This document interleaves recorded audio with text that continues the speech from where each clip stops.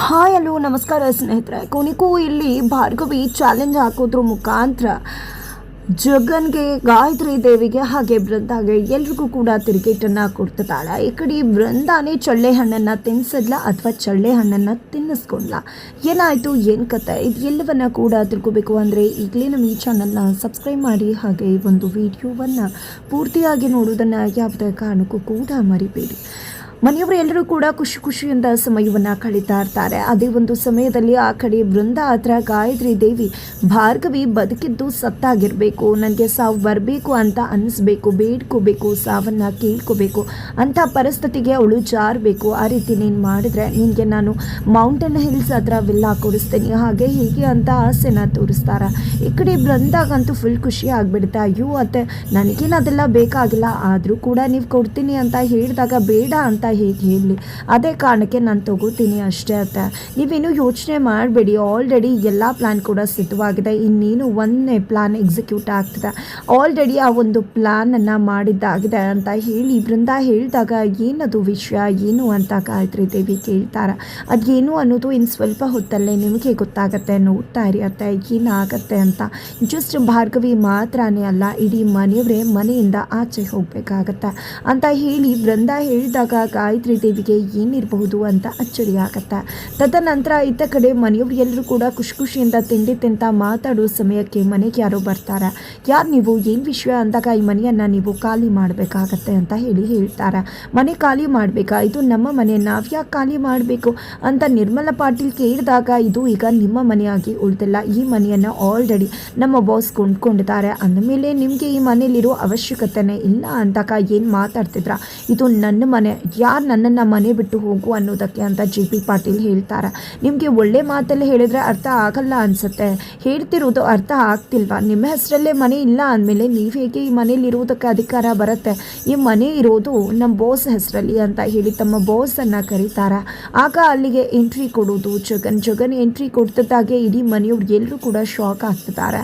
ಏನು ಚಿಕ್ಕು ಇದೆಲ್ಲ, ಏನಿದೆಲ್ಲ, ನಮ್ಮ ಮನೆ ಅಲ್ಲ ಅಂತ ಹೇಳ್ತಿದ್ದಾರೆ, 20 ಲಕ್ಷ ತಾನೇ ಕೊಟ್ಟಿದ್ದೀರಾ, ಯಾಕೆ ನಿಮ್ಮ ಮ್ಯಾನೇಜರ್ ಹತ್ರ ಮಾತಾಡೋಕ್ಕಾಗಿಲ್ವಾ, ದಯವಿಟ್ಟು ಮಾತಾಡಿ ಚಿಕ್ಕು, ಖಂಡಿತವಾಗ್ಲೂ ನನ್ನ ಮೇಲೆ ನಂಬಿಕೆ ಇಲ್ವಾ ನಿಮಗೆ, ಖಂಡಿತವಾಗ್ಲೂ ನಾನು ಅಕೌಂಟ್ಸ್ ಫ್ರೀಸ್ ಆಗಿದ್ದು ಎಲ್ಲವೂ ಕೂಡ ಕ್ಯಾನ್ಸಲ್ ಆಗ್ತಿದ್ದಾಗೆ ಖಂಡಿತವಾಗ್ಲೂ ಕೂಡ ನಿಮ್ಮ ಕೊಡಬೇಕಾಗಿರೋ ಸಾಲವನ್ನು ತೀರಿಸ್ಬಿಡ್ತೀನಿ ಅಂತ ಅರ್ಜುನ್ ಹೇಳ್ತಿದ್ದಾರೆ. ಯಾವುದು ದುಡ್ಡು, ಯಾರು ನಿನ್ನನ್ನು ದುಡ್ಡು ಕೇಳ್ತಿರೋದು, ಇದು ಈಗ ನನ್ನ ಮನೆ ಅಂತ ಹೇಳಿದಾಗ ಎಲ್ರಿಗೂ ಶಾಕ್ ಆಗುತ್ತೆ. ಈ ಕಡೆ JP ಪಾಟೀಲ್ ತನ್ನ ತಮ್ಮನನ್ನು ಕುತ್ತಿಗೆ ಹಿಡಿದು ಪ್ರಶ್ನೆ ಮಾಡೋದಕ್ಕೆ ಮುಂದಾಗ್ತಾರೆ.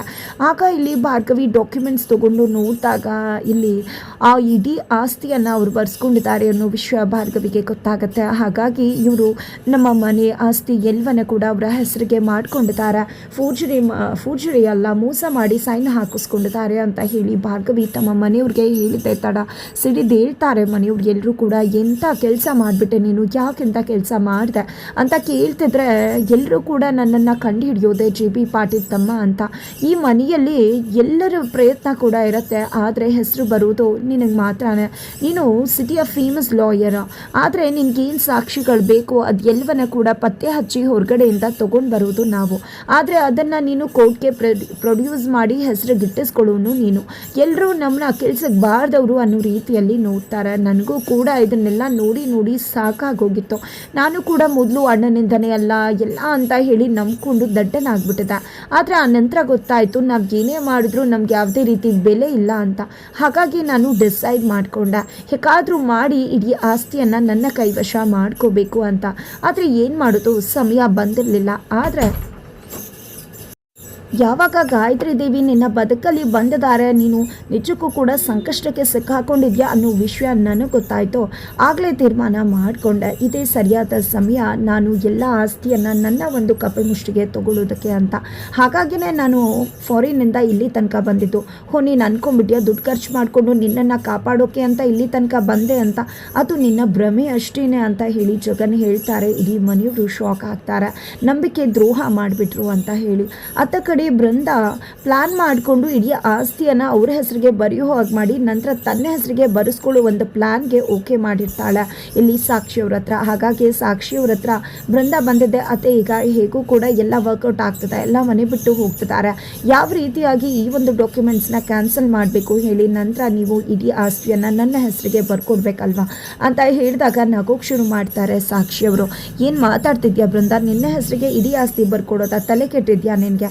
ನಮ್ಮ ಹೆಸ್ರಿಗೆ ಬರೆಸ್ಕೊಂಡಿರೋ ಆಸ್ತಿಯನ್ನು ನಿನ್ನ ಹೆಸರಿಗೆ ಹೇಗೆ ಬರ್ಕೊಡೋಕ್ಕಾಗತ್ತೆ ಅಂತ ಕೇಳಿದಾಗ, ಏನತ್ತೆ ಮಾತು ಕೊಟ್ಟಿದ್ರಲ್ವ ನೀವು ನನಗೆ ಅಂತ ಬೃಂದ ಕೇಳಿದಾಗ, ನೀನು ಕೂಡ ನಮಗೆ ತುಂಬ ಬಾರಿ ಮಾತು ಕೊಟ್ಟಿದ್ಯಲ್ಲ, ಅರ್ಜುನ್ ಭಾರ್ಗವಿ ಮದುವೆ ಆಗದೆ ಇರೋ ಹಾಗೆ ನೋಡ್ಕೋತೀನಿ ಅಂದೆ, ಮದುವೆ ಆಯಿತು, ಅರ್ಜುನ್ ಭಾರ್ಗವಿ ಡಿವೋರ್ಸ್ ಆಗತ್ತೆ ಆ ರೀತಿ ಮಾಡ್ತೀನಿ ಅಂದೆ, ಅದು ಕೂಡ ಮಾತು ಮೀರಿದೆ. ಎಲ್ಲ ಮಾತುಗಳನ್ನ ಕೊಟ್ಟು ಮೀರಿದ್ಯಾ ಅಂದಮೇಲೆ ನಾವು ಮೀರೋದ್ರಲ್ಲಿ ಏನೂ ತಪ್ಪಿಲ್ಲ ಅಲ್ವಾ, ನಮ್ಮ ಕೆಲಸ ಸಾಧಿಸ್ಕೊಳ್ಳೋಕೆ ನಾವು ಮಾತನ್ನು ಮೀರಲೇಬೇಕಾಗತ್ತಲ್ವ ಅಂದಾಗ, ಇದು ಸರಿ ಇಲ್ಲ, ಖಂಡಿತ ಇದನ್ನು ನಾನು ಒಪ್ಪೋದಿಲ್ಲ ಅಂತ ಬೃಂದ ಹೇಳಿದಾಗ, ಸರಿ ಇರು ನಿನಗೆ ಒಂದು ಡಾಕ್ಯುಮೆಂಟ್ಸ್ ತೋರಿಸ್ತೀನಿ ಅಂತ ಹೇಳಿ ಡಾಕ್ಯುಮೆಂಟ್ಸ್ ತೋರಿಸ್ತಾರೆ. ಅದರಲ್ಲಿ ಇಡೀ ಆಸ್ತಿ, ಫ್ಯಾಕ್ಟ್ರಿ, ಕಂಪ್ನಿ, ಫರ್ಮ್ ಎಲ್ಲವನ್ನ ಕೂಡ ಅವ್ರ ಹೆಸರಿಗೆ ಮಾಡಿಸ್ಕೊಂಡಿರ್ತಾರೆ. ಇದೆಲ್ಲ ಮೋಸ, ಈಗಲೇ ನಾನು ಹೋಗಿ ಎಲ್ಲರಿಗೂ ನಿಮ್ಮ ಮೋಸವನ್ನು ಹೇಳ್ತೀನಿ ಅಂತ ಬೃಂದ ಹೇಳಿದಾಗ, ನೀನೇನು ಹೇಳೋದು, ನಾನೇ ಹೋಗಿ ಹೇಳ್ತೀನಿ ಬಿಡು, ಆಗ ನಿನಗೆ ಬೀದಿಲೂ ಕೂಡ ಜಾಗ ಇರೋದಿಲ್ಲ ಅಂತ ಹೇಳಿ ಹೆದರಿಸ್ತಾರೆ. ಯಾಕಂದರೆ ನೀನೇ ಅಲ್ವಾ ನಮ್ಮ ಜೊತೆ ಕೈ ಜೋಡಿಸಿದ್ದು, ಇಡೀ ಮನೆ ನಿನ್ನ ಹೆಸರಿಗೆ ಬರ್ಕೊಡ್ತೀವಿ ಅನ್ನೋ ಕಾರಣಕ್ಕೆ ನಿನ್ನ ನಿಜ ಮುಖ ಕೂಡ ಎಲ್ಲರ ಮುಂದೆ ಬಯಲಾಗತ್ತೆ, ಹೋಗಿ ಹೇಳು, ನಾನು ಹೇಳ್ತೀನಿ ಬಾ ಅಂತ ಹೇಳಿ ಹೆದರಿಸ್ತಾರೆ. ಈ ಕಡೆ ಬೃಂದ ಎಲ್ಲ ಕೂಡ ಮೋಸ ಹೋದೆ ನಾನು ಅಂತ ಹೇಳಿ ಬೃಂದ ಅನ್ಕೋತಾರೆ. ಇತ್ತ ಕಡೆ ಅಮ್ಮ ನೀನೇನು ಯೋಚನೆ ಮಾಡಬೇಡ, ಈ ಮಗ ನಿನ್ನನ್ನು ಇಷ್ಟು ದಿನ ಅಮ್ಮ ಅಂತಾನೆ ಕರೀತಿರ್ಲಿಲ್ಲ, ಆದರೆ ನಾನು ನಿನಗೆ ಆ ರೀತಿ ಮಾಡಲ್ಲ, ಇಡೀ ಮನೆಯವ್ರನ್ನ ಈ ಮನೆಯಿಂದ ಹೊರಗಡೆ ಕಳಿಸಿದ್ರು ಕೂಡ ನಾನು ನಿನ್ನನ್ನು ಈ ಮನೆಯಲ್ಲೇ ಇರಿಸ್ಕೋತೀನಿ, ಎಲ್ಲೋ ಊಟ ತಿನ್ಕೊಂಡು ಮೂಲೆಯಲ್ಲಿ ಬಿದ್ದಿರು ಅಂತ ಹೇಳಿ ಜಗನ್ ಹೇಳಿದಾಗ, ಎಂಥ ಪಾಪಿ ನೀನು, ಈ ಮನೆ ಅನ್ನೋದು ಜಸ್ಟ್ ಮನೆ ಮಾತ್ರ ಆಗಿಲ್ಲ, ಇಟ್ಕೆ ಮಣ್ಣಿಂದ ಕಟ್ಟಿದ್ದಲ್ಲ ಇದು, ನಿನ್ನ ತಂದೆ ಈ ಮನೆ ಕಟ್ಟೋಕ್ಕೂ ಮುನ್ನ ನಾವು ಬೀದಿಲೇ ಇದ್ದಿತ್ತು, ಈ ಮನೆ ಕಟ್ಟಿದ ಮೇಲೆ ಈ ಮನೆಯಲ್ಲಿ ಇದ್ರಲ್ವ ವಾಸ ಮಾಡಿ ಸೊಸೆ ಮೊಮ್ಮಕ್ಕಳು ಅವ್ರಗಳಿಂದ ಇದು ಮನೆ ಅಂತ ಅನ್ನಿಸ್ಕೊಂಡಿರೋದು, ಯಾವುದೇ ಕಾರಣಕ್ಕೂ ನಾನು ನಿನ್ನ ಜೊತೆ ಇರುವುದಿಲ್ಲ ಅಂತ ಅಮ್ಮ ಹೇಳ್ತಾರೆ. ಈ ಕಡೆ ಜಿ ಪಿ ಕೂಡ ನನ್ನಮ್ಮನ್ನು ನಿನ್ನ ಜೊತೆ ಇರಿಸೋದಿಲ್ಲ ಅಂತ ಕೂಡ ಹೇಳ್ತಾರೆ. ಈ ಕಡೆ ಭಾರ್ಗವಿ, ಅಮ್ಮ ನೀವು ಕಷ್ಟಪಡೋದು ಬೇಡ, ಇದು ನಿಮ್ಮ ಮನೆ, ಇಲ್ಲೇ ನಿಮ್ಮ ಎಲ್ಲ ನೆನಪುಗಳು ಇದೆ, ಇಲ್ಲೇ ಇಟ್ಕೊಳ್ಳಿ ಅಂತ ಹೇಳಿದ್ರು ಕೂಡ ಇಲ್ಲ, ನಾನು ಇಲ್ಲಿ ಇರುವುದಿಲ್ಲ ಅಂತಾನೆ ಶಕುಂತಲಾ ಹೇಳಿದ್ದೆ. ಜಿ ಪಿ ಪಾಟೀಲ್ ಜೊತೆ ಹೋಗೋದಕ್ಕೆ ಮುಂದಾಗ್ತಾರೆ. ನಂತರ ತಮ್ಮ ಕಡೆ ಬಾಡಿ ಗಾರ್ಡ್ಸ್ನ ಬಿಟ್ಟು ಇಡೀ ಮನೆಯವರನ್ನು ಹೊರಗಡೆ ದಬ್ಬಿಸ್ತಾರೆ ಜಗನ್.